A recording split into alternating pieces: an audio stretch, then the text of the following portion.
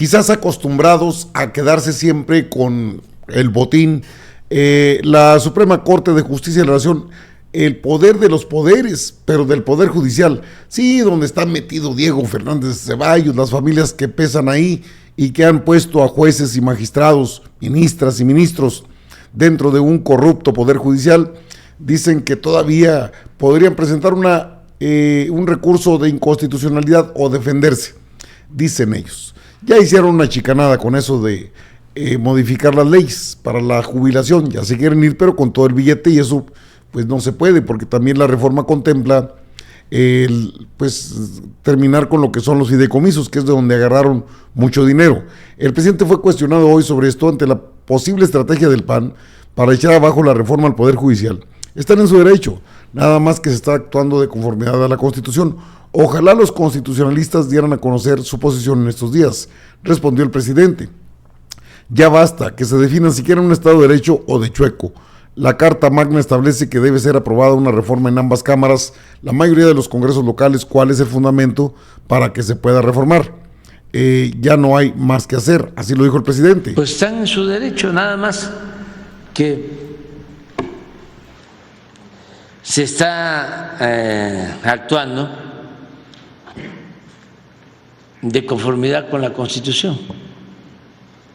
O sea, no hay ningún fundamento legal para detener la reforma al Poder Judicial. No existe ningún fundamento legal. Ojalá y los constitucionalistas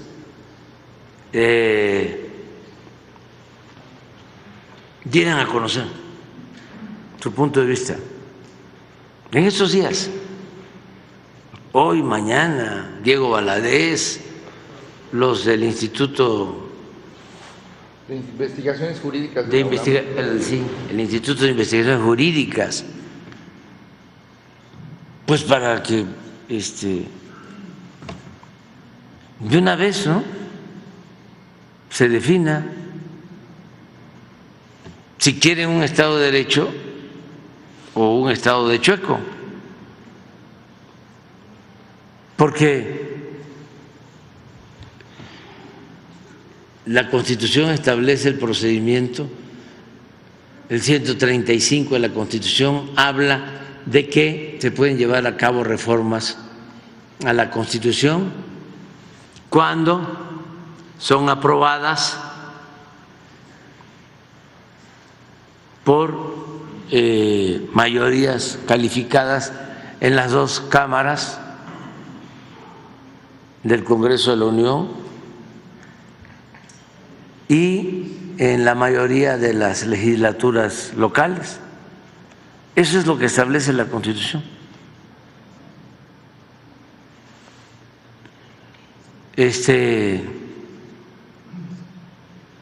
¿Cuál es el fundamento para que no se pueda reformar la Constitución?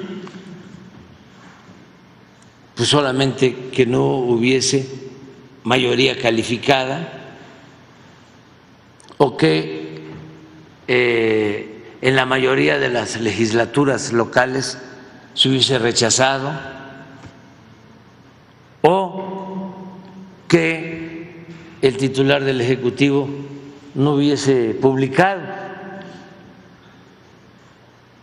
la reforma. Pero ya todo se hizo, ya está en vigor la reforma.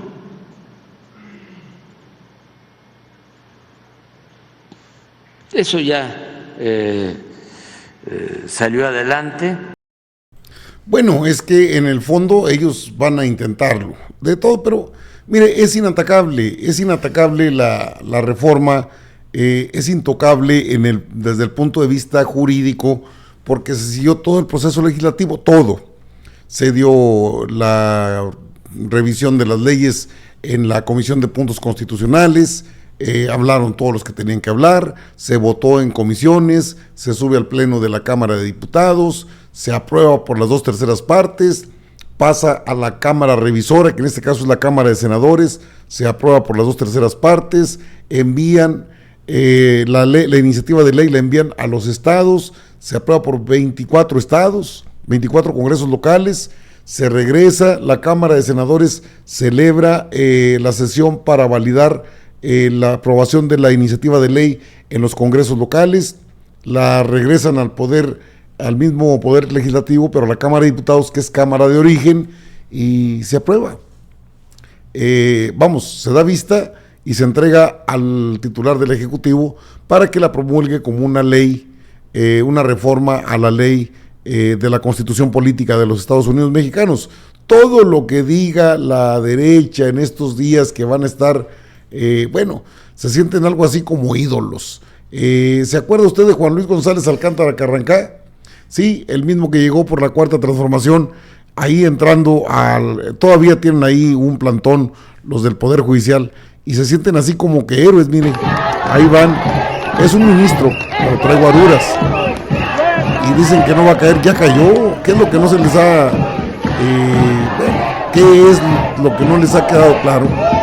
El ministro Juan Luis González Alcántara Carrancá, que no está solo, pues no se trata de que esté solo, es un asunto meramente de leyes, y en las leyes pues ahí sí quedan a deber, porque muestran lo que es nada más el estruendo, el ruido mediático, porque eso es lo que se ha generado.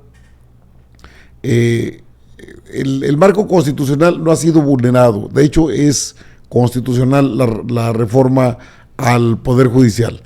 Arturo Saldívar señala que incluso los ministros estarían impedidos porque no hubo neutralidad de su parte. Se metieron al asunto de la reforma con todo, incluso estableciendo acciones de partidistas y aparte rijosas en contra de la reforma. Esto dijo Arturo Saldívar para callarle la boca al propio Ciro.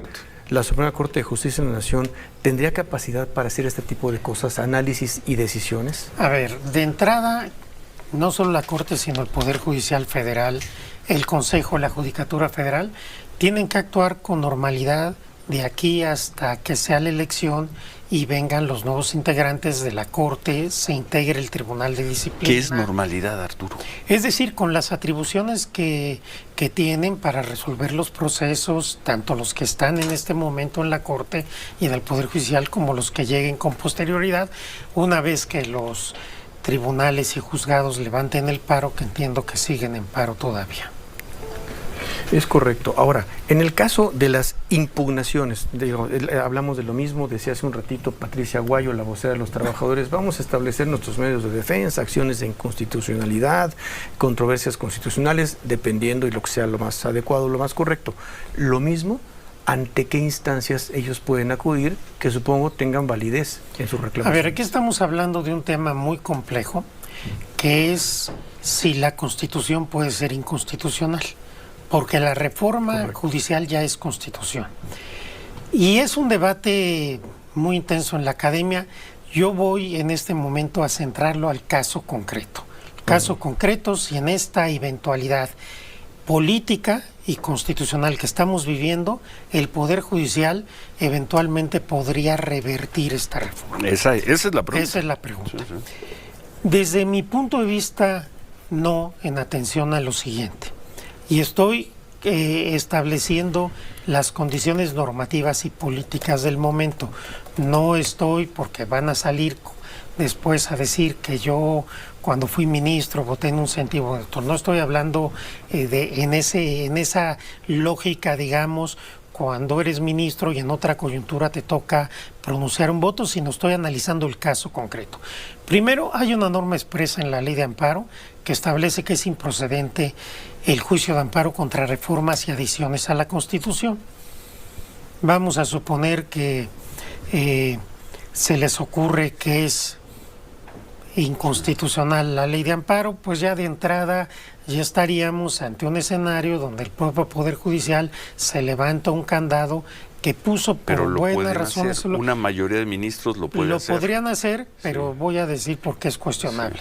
Segundo lugar, si la Corte es congruente y consecuente con sus precedentes, no podría revisar la reforma, ni en el procedimiento ni en el fondo.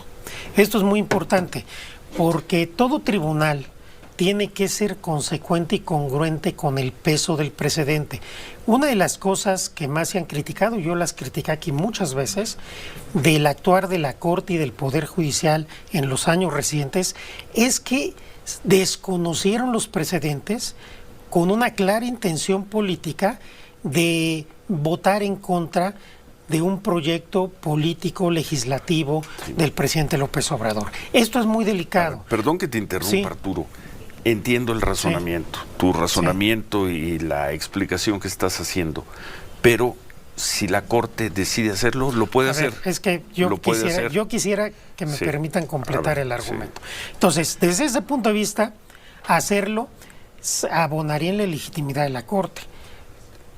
Un precedente, una doctrina de 30 años de que la Corte no revisa reformas a la Constitución y luego qué casualidad, cuando la reforma que tiene que ver con ellos abren la puerta, sería muy cuestionable la legitimidad. Pero viene lo más importante. Creo que el Poder Judicial Federal está impedido para revisar la constitucionalidad de esta reforma. ¿Por qué? Todos los jueces y magistrados están en paro en contra de esta reforma desde hace varias semanas.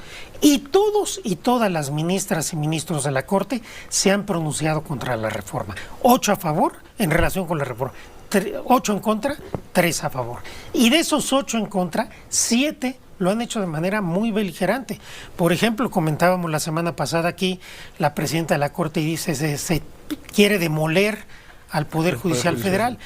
¿Con qué neutralidad que requiere todo juzgador van a juzgar la constitucionalidad de la Constitución cuando a los que afecta son a ellos, a su cargo, a sus prestaciones, a sus presiones? A mí me parece que constitucionalmente y políticamente la Corte no puede invalidar esta reforma. Bueno, ahí tiene la necedad de un vocero, de un personaje que está, pues obviamente, que quiere encontrar un resquicio por donde. Si la Corte está en contra, 8 en contra, 3 a favor de la reforma, pero aparte, ¿cuántos ministros, magistrados, cuántos de los que ganan buen billete han estado en contra en paro incluso de labores? Todos, y con qué neutralidad pueden juzgar un acto que ya es ley, que ya es constitución, en este caso la reforma. No, es que es intocable la reforma por parte del Poder Judicial a la luz de la realidad. Ahora bien, pueden argumentar muchas cosas, falacias la mayoría de los casos. La verdad es que con conocimiento de causa, Saldívar establece en la ley de amparo ya cambió, ya no pueden declarar inconstitucional una ley. Y luego, pero pueden tener conocimiento. Una interpretación de la ley no es para lo que están los ministros. De una ley cualquiera sí, pero de una ley que emana de propuesta del Ejecutivo, pasa por Legislativo, se sigue todo el procedimiento del Poder Legislativo, ambas cámaras, los estados, pues no hay por dónde lleguen. Todos los puntos que la Constitución establece para que sea aprobada una ley están dados. Es decir, está impedida la propia Corte para meterse en esto que ellos quieren. Ellos quieren intervenir. Y creo que ahí sí tenemos bastantes posibilidades de que pues, los juristas que conocen de la Constitución, los constitucionalistas, abogados, pues salgan a decirles, señores, esto es intocable. Si lo hacen ustedes, se van a someter al juicio político, porque eso es lo que sigue. O sea, intenten cualquier movimiento y lo que seguiría es un juicio político. Y en eso sí está en condiciones el Poder Legislativo de actuar de manera ipso facto, de inmediato. Y ellos lo saben. Si es un tema que van a tocar por el lado político, que ha sido político, la mayoría de los casos de los inconformes, pues entonces en ese terreno sí procede el juicio político. Y nos quitamos de cosas, solitos van a caer.